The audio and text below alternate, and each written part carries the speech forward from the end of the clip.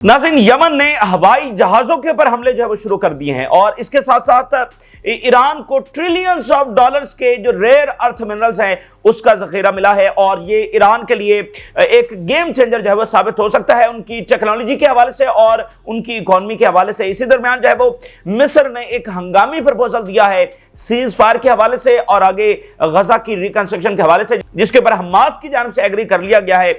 लेकिन इजराइल से क्या रद्द-ए-अमल आ रहा है वो भी आपके सामने रखेंगे। नॉर्थ कोरिया ये कह रहा है कि जो साउथ चाइना सी में अमेरिका और साउथ कोरिया की जो जंगी मशकें जारी हैं ये न्यूक्लियर वॉर की प्रोवोकेशन है और ये न्यूक्लियर वॉर की यहां पर हमारे साथ तैयारी की जा रही है, तो हम भी इसके लिए भरपूर तरीके से तैयार हैं। और ट्रंप जो है वो वहां पर नए महाज खोलने जा रहे हैं। ग्रीनलैंड को लेने के लिए जो ट्रंप के इकदाम है वो बहुत तेज हो चुके हैं।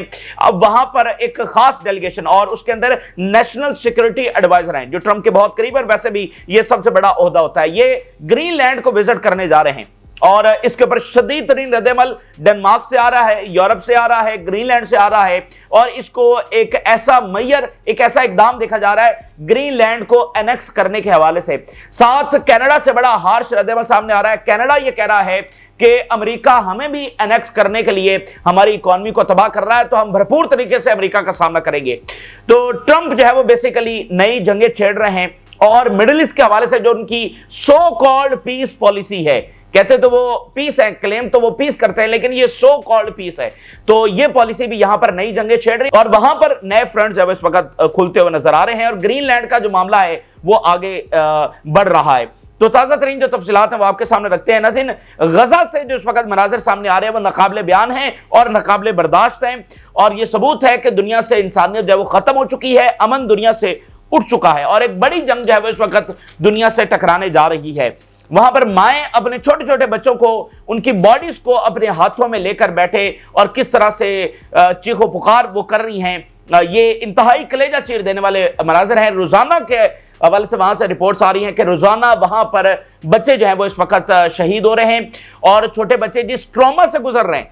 अब आप जरा अंदाजा करिए कि एक बम अगर गिरता है तो वो किस तरह से जलजला पैदा कर देता है और वहां पर सुबह शाम बम गिर रहे हैं और पिछले आप कह लें कि 18 महीनों से यही सूरत हाल वहां पर है। तो बच्चे शदीद ट्रॉमा का इस वक्त जब शिकार हो चुके हैं। तो ये एक ऐसा जुल्म है जो इंसानियत ने अब से पहले विटनेस नहीं किया। एक छोटा सा इलाका जो ऑलरेडी ऑक्युपाइड है उसके ऊपर वो बम गिराते चले जा रहे हैं। ट्रंप ने कहा कि गजा जो है वो रहने के काबिल नहीं है। आज से 20 दिन पहले उन्होंने बात की कि गजा तो रहने के काबिल नहीं है, तो जो पहले ही रहने के काबिल नहीं है उसके ऊपर मजीद बम गिराए जा रहे हैं। ऐसा जुल्म जो इंसान ने इससे पहले से नहीं देखा। तो फलस्तीनियों की कब्रों के ऊपर बनी ये जुल्म की इमारत एक ना एक दिन जरूर कोलैप्स होगी और अपने अंजाम को पहुंचेगी। पिछले 24 घंटों की जो रिपोर्ट सामने आ रही है 134 शहादतें गजा के अंदर हो चुकी हैं, 134। और इस वक्त नई वेव ऑफ स्ट्राइक जो है वो इस वक्त गजा में जारी है। Israel unleashes wave of strikes on Gaza as death toll surges, यानी जो डेथ टूल है वो बढ़ रहा है, नंबर शहादतों के जो नंबर्स हैं वो बढ़ते चले जा रहे हैं। Ongoing Israeli attacks on Gaza reflect devastating scale of brutality. Devastating scale of brutality इस वक्त गजा के अंदर जो है वो देखी जा सकती है और इजरायली मीडिया ये रिपोर्ट कर रहा है कि 36 division is preparing to enter the Gaza strip. Division 36 जिसके अंदर बहुत सारे टैंक शामिल हैं, हजारों की तादाद के अंदर फौज शामिल है, ये किसी भी वक्त गजा के अंदर दाखिल हो सकती है। 4 से 5 डिवीजन गजा के अंदर दाखिल होनी है और जो कि 1,70,000 या 80,000 के करीब फौज बनेगी, तो ये दाखिल होनी है। डिवीजन 36 इस वक्त गजा के बॉर्डर्स के ऊपर कहीं डिप्लॉय हो चुकी है और वो किसी भी वक्त जो है गजा के अंदर दाखिल हो सकती है। तो इसलिए ये अगले जो 24-48 घंटे हैं ये बहुत ज्यादा क्रूशल हैं। इसमें बहुत इसके खदशात है कि हम उस लार्ज स्केल वॉर के अंदर दाखिल हो जाएंगे। बहुत बड़ी तादाद के अंदर इजरायली फौज है वो गजा के अंदर दाखिल हो सकती है अगले 24-48 घंटों के अंदर अंदर। अच्छा, अभी अगर हम देखें, दुनिया का जायजा लें, तो हमें वो आइडियल रिस्पॉन्स नजर नहीं आ रहा है कि वो इतना प्रेशर क्रिएट कर सके कि इजराइल को इस जुल्म से रोका जा सके। दुनिया से जो रिस्पॉन्स आ रहा है वो बहुत गैर मामूली है और आज से पहले ऐसा रिस्पॉन्स नहीं देखा गया और बहुत बड़ा बदलाव हम वेस्टर्न सोसाइटीज में भी देख रहे हैं। बहुत कुछ हो रहा है जो अब से पहले नहीं हुआ, लेकिन ये इतना ज्यादा नहीं है कि इस वक्त जो जंग होने जा रही है उसमें कोई फिल फॉर इजराइल को रोक सके। आगे चलकर कुछ हफ्तों बाद, कुछ महीनों बाद क्या सूरत हाल बनती है, ये प्रेशर मजीद कितना बढ़ेगा, ये ममालिक मजीद कितना मजबूर होंगे सख्त स्टांस लेने पर, वो एक अलग चीज है। लेकिन इस वक्त क्या इतना प्रेशर मौजूद है कि वो इसराइल को गजा में दाखिल होने से रोक सके? तो बदकिस्मती के साथ ऐसा नहीं है। ऐसा कोई ideal pressure international community, region, ये सब क्रिएट नहीं कर सके कि इसराइल को रोका जा सके। और अमेरिका की जो सपोर्ट है वो वाज़ेह तौर पर हमें नजर आ रही है। तो अमेरिका कह रहा है कि मुकम्मल सपोर्ट है, तो इसलिए इसराइल जो है वो दाखिल हो सकता है। और अंदरूनी जो तहरीक है ये वो एक ऐसी चीज है जो नतीजा खेज साबित हो सकती है इसराइल को रोकने के लिए, क्योंकि अंदर से जंगबंदी के लिए बहुत ज्यादा जो प्रेशर है वो बढ़ रहा है। ये एक ऐसी चीज है जो नतीजा खेज साबित हो सकती है। इसी दरमियान मिस्र से ये खबर सामने आ रही है कि मिस्र ने एक नया प्रपोजल दिया है, एक नया प्रपोजल सीज फायर के लिए। और इसके अंदर बताया जा रहा है 2-3 पॉइंट्स मैं आपके सामने रख, और इसके अंदर तमाम जो इजरायली कैदी हैं वो रिहा किए जाएंगे। एवरी वीक हमास 5 कैदियों को रिहा करेगी। जब ये आगाज होगा तो 5 कैदी रिहा किए जाएंगे और अगले वीक के साथ ही इजराइल जो है वो सेकंड फेज के ऊपर अमल दरामद शुरू कर देगा। और फिर हर हफ्ते इधर से कैदी रिहा होते रहेंगे और सेकंड फेज के ऊपर जब अमल दरामद शुरू हो जाएगा, वो सेकंड फेज जिसके अंदर इजराइल का कंप्लीट विड्रॉल शामिल है, परमानेंट सीज फायर शामिल है, रिकंस्ट्रक्शन ऑफ द गाजा शामिल है। तो ये इसके अंदर प्रपोजल में बताया गया है। हमास ने इसके ऊपर पॉजिटिव रिस्पॉन्स दिया है कि इसको हम मानने के लिए तैयार हैं। लेकिन जाहिर बात है कि इजराइल इस तरह के फिलहाल किसी एग्रीमेंट को मानने के लिए तैयार नहीं है। इसमें मुकम्मल जंगबंदी हो, ठीक है, इस तरह की चीज को नेतन्याहू मानने के लिए तैयार नहीं है। अच्छा, इसी दरमियान यमन जो है वो हमले करता चला जा रहा है और यमन अब जो इजरायली एयरपोर्ट है उसको निशाना बना रहा है, डायरेक्टली इजरायली एयरपोर्ट को निशाना बना रहा है। तो कोई भी इजरायली जहाज किसी भी वक्त हिट हो सकता है। फिर आप देखिए जो यहां रेड सी के अंदर लड़ाई जारी है उसमें अमेरिकी एयरक्राफ्ट कैरियर, अमेरिकी जंगी बेड़े, ये सब निशाने के ऊपर हैं। तो बेसिकली बात यह है कि हम एक ऐसे डेंजरस उस दायरे के अंदर दाखिल हो चुके हैं कि जहां पर इंस्टेंटली आप एक बड़ी जंग की तरफ जा सकते हैं। अगर एक भी बार अमेरिकी एयरक्राफ्ट कैरियर हिट हो गया, कोई अमेरिकी पर्सोनल मारा गया, तो इस जंग का बिल्कुल रुख बदल जाएगा। इसी तरह कोई अमेरिकी जंगी बेड़ा हिट हो गया, अमेरिकी पर्सोनल मारा गया, जंग का रुख जो है वो बदल जाएगा। इसी तरह अगर यहां कोई जहाज हिट होना शुरू हो जाते हैं तो फिर इस जंग की बिल्कुल नौयत जो है वो बदल कर रह जाएगी। तो इजराइल का गजा में जंग ना रोकना, ये फिर अल्टीमेटली इस जंग को इसी तरह से जब एक्सपैंड करता चल जाएगा। तो बड़ा डेंजरस हम टाइम में हैं, यानी सेकंड्स की गेम है। जब इधर से यमनी मिसाइल आ रहे होते हैं अमेरिकी एयरक्राफ्ट कैरियर की तरफ, तो ये सेकंड्स की बात होती है। विद इन सेकंड्स अगर वो ना रुकें तो वो आगे जाकर हिट कर जाएंगे। तो आप यूं समझिए कि हम उस खतरनाक तरीन जंग से सिर्फ चंद सेकंड की दूरी के ऊपर खड़े हुए हैं।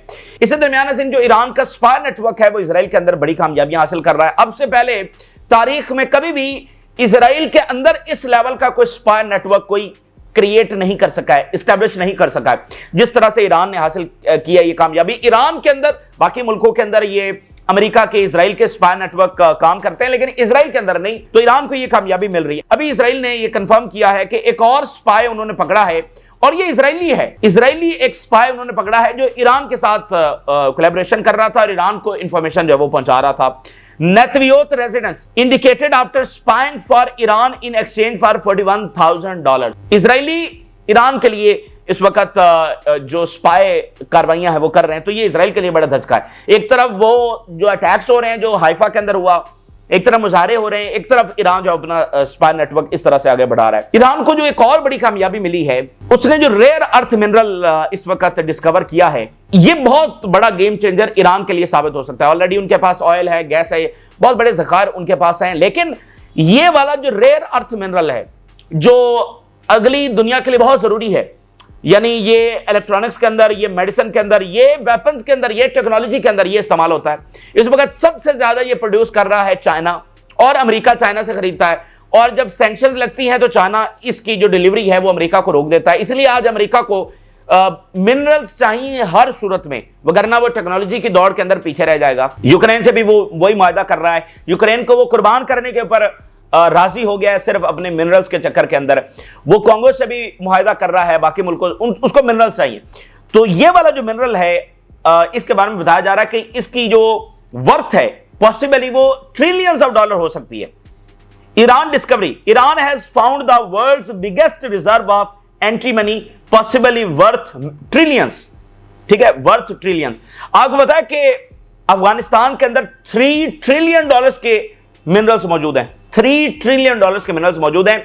और ट्रंप के दौर में बहुत सारे ऐसे प्रोजेक्ट लाए गए थे जिसमें अमेरिकी कंपनियों के हवाले से ये प्लानिंग थी कि वो अफगानिस्तान के अंदर जाकर ये रेयर अर्थ मिनरल्स जो है निकालेंगे। तब तो अमेरिका अफगानिस्तान के अंदर ही था ना, तो अफगानिस्तान के अंदर $3 ट्रिलियन के मिनरल्स हैं और अब ईरान ने ट्रिलियंस ऑफ डॉलर्स का ये जखीरा जो है वो डिस्कवर किया है और चाइना की इसमें उनको हेल्प हासिल होगी, क्योंकि ये जो रेयर अर्थ मिनरल्स हैं इनको उस प्योर फॉर्म में लेकर आना, एक्सट्रैक्ट करना, ये भी इसके लिए बहुत मॉडर्न मशीनरी चाहिए जो सबके पास नहीं है, जो अमेरिका के पास है, जो चाइना के पास है और उसके बाद कहीं ना कहीं रशिया के पास भी है, यूरोप के पास भी है, लेकिन सबसे एडवांस है वो अमेरिका एंड देन फिर चाइना के पास है।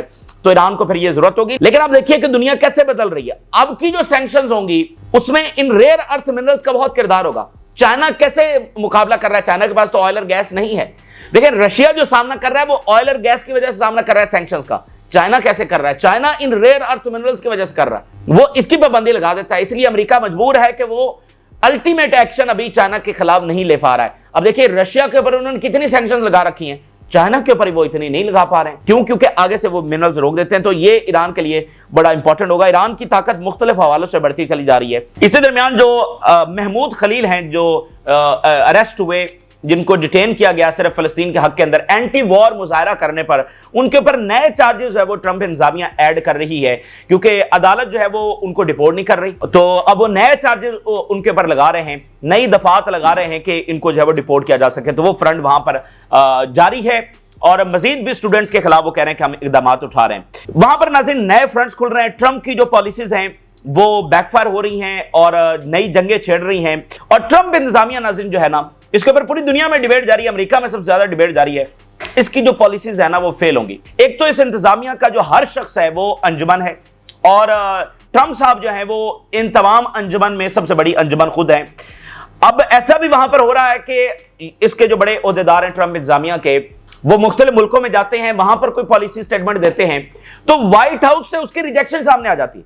यानी जो सेक्रेटरी ऑफ स्टेट हैं, नेशनल सिक्योरिटी एडवाइजर हैं या जो डायरेक्टर ऑफ नेशनल इंटेलिजेंस हैं तुलसी गैबर्ट, अगर वो कहीं पर जाकर कोई स्टेटमेंट दे रही हैं तो ऐसा हो रहा है कि व्हाइट हाउस अपने इन तमाम आला तरीन ओहदेदारों की रिजेक्शन भी कर रहा है कि नहीं ये तो बात ही सही नहीं कर रहा है। तो वहां इस तरह का एक माहौल बना हुआ है, ठीक है, यानी कि अनरियलिस्टिक पॉलिसीज हैं और उसमें फिर बढ़ते हुए इख्तलाफात हैं। और वहां पर ट्रंप की जो इंतजामिया ना वो खुशामद के ऊपर सबसे ज्यादा उसका दारो मदार है। वहां पर यस सर वाले लोग हैं। ये होता है ना कि किसी भी आप बड़ी किंगडम को देखिए, उसमें जवाल की जो बहुत सारी वजूहात होती हैं, उसमें सबसे बड़ी वजह ये वाली होती है जिसमें आप यस सर वाले लोग अपने इर्द गिर्द जब जमा कर लेते हैं। तो इस वक्त ट्रंप के इर्द गिर्द जितने भी लोग हैं वो यही है कि आप तो अजीम हैं, आप तो आपकी जो भी पॉलिसीज हैं वो ठीक है। मतलब यस सर वाले बंदे जो है वो ट्रंप को इस वक्त पसंद है। इवन आपको पता है कि व्हाइट हाउस के अंदर अगर कोई रिपोर्टर ट्रंप के मिजाज के मुताबिक सवाल ना करे तो वो अगली दफा वहां पर नजर नहीं आता। तो ये सिर्फ इससे हम ड्राइव कर रहे हैं कि ट्रंप इंतजामिया बेसिकली है क्या और उसकी पॉलिसीज कितनी संजीदा है और कितनी प्रैक्टिकल हैं, कितनी इंप्लीमेंटेबल हैं। अभी तक ट्रंप भी कुछ भी इंप्लीमेंट नहीं कर सके। अमेरिका के अंदर भी जो उन्होंने बड़े बड़े फैसले किया, आप देखिए बर्थ राइट के हवाले से जो उनका फैसला रोका हुआ, अदालत ने यूएस एड के हवाले से रोका हुआ, बड़े बड़े जो फैसले में रुके हुए हैं, तो वो नए फ्रंट खोलते चले जा रहे हैं और क्योस बढ़ता चला जा रहा है। जो ग्रीनलैंड का मामला है ना वो काफी आप कह लें कि ज्यादा इंटेंसिव जो फेज है उसके अंदर दाखिल हो रहा है। इस वक्त जो सेकंड लेडी हैं यानी वाइस प्रेसिडेंट की जो लेडी हैं वो और नेशनल सिक्योरिटी एडवाइजर जो ट्रंप के सबसे करीब तरीन समझे जाते हैं और ओहदा भी सबसे बड़ा नेशनल सिक्योरिटी एडवाइजर, वो ग्रीनलैंड का दौरा कर रहे हैं। और ग्रीनलैंड में अमेरिका की जो बेस है जो वर्ल्ड वॉर के टाइम से कायम है, वर्ल्ड वॉर 2 के टाइम से। और यहां पर अमेरिका क्यों आया था? ग्रीनलैंड को प्रोटेक्ट करने के लिए, क्योंकि उस वक्त ये खतरा था कि कहीं जर्मनी जब यहां पर भी कोई अटैक ना कर दे। तो ये अमेरिका एज अ प्रोटेक्शन यहां पर आया था, तो ये बेस तब की वहां पर कायम है। तो वहां पर वो जो है दौरा करने जा रहे हैं और एक बाकायदा तकरीब के जरिए जब उनको वहां पर भेजा जा रहा है, मतलब बाकायदा तकरीब हो रही है, पता नहीं वो कौन से ऐसे मुकद्दस मिशन के पर जा रहे हैं। यानी अमेरिका है ना वो पूरा नैरेटिव बना रहा है ग्रीनलैंड को हासिल करने के लिए कि उनके कह रहा है कि जी ग्रीनलैंड के लोगों को हक खुद इरादियत हासिल है और उनको जो है वो वहां से आजाद होना चाहिए डेनमार्क से। मतलब जैसे आप कहते हैं कि बड़ी ताकतें बयानियां बनाती हैं, अगर यही हक खुद इरादियत की बात है तो फलस्तीनियों को भी तो यही हक चाहिए। तो बहरहाल वहां पर वो एक पूरा बयानिया बना रहे हैं। और अब ये जो विजिट होने जा रहा है इसके ऊपर शदीद रिजेंटमेंट आगे ग्रीनलैंड से आ रही है, यूरोप से आ रही है, डेनमार्क से आ रही है, क्योंकि ये नया इकदाम है ग्रीनलैंड को हासिल करने के हवाले से। तो वो एक प्रॉपर फ्रंट है जो वहां पर खुलता हुआ नजर आ रहा है। Greenlanders outraged bye Usha vents mic Waltz visit, मतलब शदीद रिजेंटमेंट ग्रीनलैंड के लोगों के अंदर पाई जा रही है। US second lady Usha Vance heads to Greenland, Reuters report कर रहा है। Greenland leaders criticize the trip as a disrespectful as tension rise over US military presence and Arctic ambitions. कशीदगी जो है वो वहां पर बढ़ रही है, यानी जो ट्रंप है वो अपने एम्बिशन से पीछे नहीं हट रहे हैं ग्रीनलैंड को लेने के हवाले से, बल्कि उसके ऊपर अब ये एक ऐसा इकदाम उठाने जा रहे हैं कि ग्रीनलैंड को लेने के और करीब वो अपनी तरफ से हो रहे हैं। तो वो एक होता है बयानात देना, अब बकायदा वो चीजें वो करने जा रहे हैं ऑन ग्राउंड, तो इससे कशीदगी वहां पर बढ़ रही है। Greenland called Mike Waltz visit as a provocation, the only purpose is to show a demonstration of heart to us. Greenland ये कह रहा है कि इस विजिट का मतलब सिर्फ और सिर्फ हमें अपनी ताकत, अपने मसल दिखाना है, यानी हमें ह्यूमिलिएट करना। और एक होता ना कि आप शो ऑफ पावर करते हैं, तो हमें कमजोर दिखाना और अपने आप को ताकतवर दिखाना, ये इसका मकसद है, प्रोवोकेट करना हमें मकसद है। And signal is not to be misunderstood, और ये जो सिग्नल हमें अमेरिका दे रहा है इसको हम मिसअंडरस्टूड नहीं करेंगे। अमेरिका तो कह रहा है कि ये जस्ट एक विजिट है, इसमें क्या है, लेकिन हमें पता है कि ये खाली एक विजिट नहीं है, ये असल में क्या है। और वो कह रहे हैं कि हमारे लिए बहुत डिसरिस्पेक्टफुल है कि वो इस तरह से आ रहे हैं। देखिए मुल्क है ना, उसको वो हासिल करने आ रहे हैं और विद नो लेजिटिमेसी, बस ये कह करके ये हमें हमारे लिए जरूरी है तो हम इसको लेना चाह रहे हैं। Both the Greenland and Danish government have expressed opposition to the annexation plans. फिर जेडी वैंस की जरा देखिए, Trump will take Greenland because Denmark is not a good ally. चूंकि डेनमार्क अच्छा ख्याल नहीं रख रहा ग्रीनलैंड का, तो इसलिए हम ले लेंगे Greenland. Denmark which controls Greenland is not doing good job, it's not being a good ally. ये अच्छा काम नहीं कर रहा, ये ग्रीनलैंड वालों की सही हिफाजत नहीं कर रहा, इसलिए हम ग्रीनलैंड वालों को बड़ा अच्छा रखेंगे और बड़ा उनका जो है ना खुशहाली की तरफ उनको लेकर जाएंगे। If that means that we need to take more territorial interest in the Greenland, that is what president Trump is going to do. अगर यह मतलब निकाला जा रहा है कि हम ज्यादा जमीन हासिल करने जा रहे हैं, ज्यादा टेरिटरी अपने कब्जे में लेने जा रहे हैं, तो फिर हाँ यही बात है। जेडी वैंस कह रहे हैं कि अगर यह मतलब निकाला जा रहा है कि हम मजीद टेरिटरी लेना चाह रहे हैं, तो बिल्कुल सही बात है, प्रेसिडेंट ट्रंप जब यही करने जा रहे हैं। डेनमार्क की जो प्राइम मिनिस्टर है वो कह रही है this is something we take seriously.